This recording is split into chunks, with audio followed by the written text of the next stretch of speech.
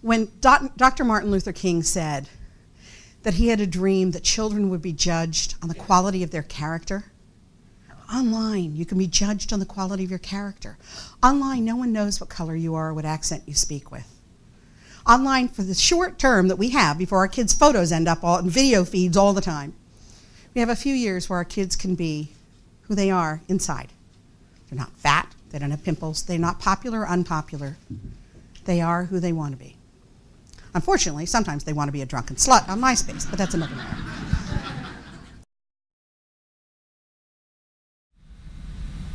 The first teen who was killed because of an internet sexual predator was not too far from here in Danbury, Connecticut. She was 13 years old. Her name was Christina Wall. She was co-captain of her cheerleading squad and a member of the National Honor Society. She created a profile, and on the profile she talked about how she was up for anything. Well, a lot of men contacted her, including one who was 23 years old. Brazil, but he lived in Connecticut. She made arrangements to meet him. Chrissy's Aunt Shelley said she was going to take Chrissy to the mall because Chrissy wanted to hang out with her friends, and her friends came to the door of the mall and they all waved. And Shelley said, "I'll be back at 9.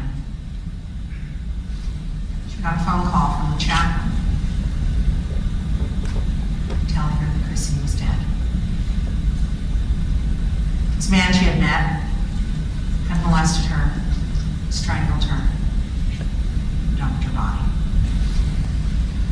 Since then, 5 kids died. 11.5 to 15-year-old kids are the ones at greatest risk, and most of them come from towns like this.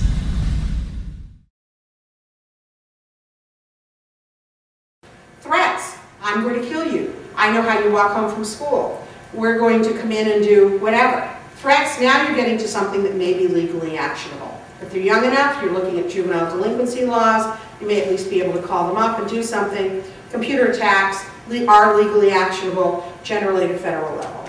Proxy provocation, that's where you get pedophiles showing up at the front door, hate groups showing up at the front door, that may be legally actionable too. In all of these cases, unless there's an actual offline threat, or unless there's a proxy situation where there's a group that's going to threaten you offline, the best course of action is to report it to the ISPs. Your acceptable use policies absolutely have to deal with off-premises activities of the students. Head on. Dear parents and child, we believe that what children do on the internet has an immediate impact on what they do in school under certain circumstances.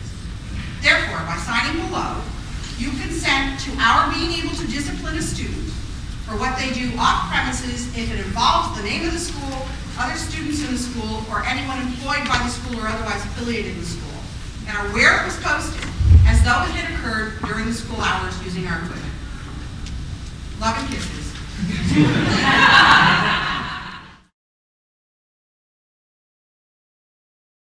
Nigerian schemes. A lot of this started in the early Nigerian schemes, and everyone thinks they're really cool and wonderful, and they just came out recently. I will tell you that I represented a Bahrainian prince who was scammed by the Nigerian scheme long before the internet was a twinkle in Vint Cerf's eye.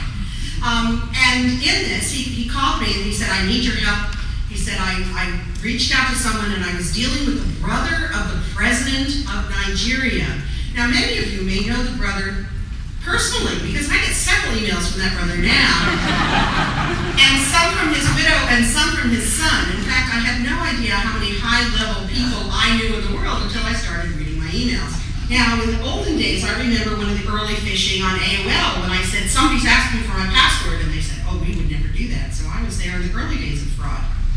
But then again, I'm a lawyer.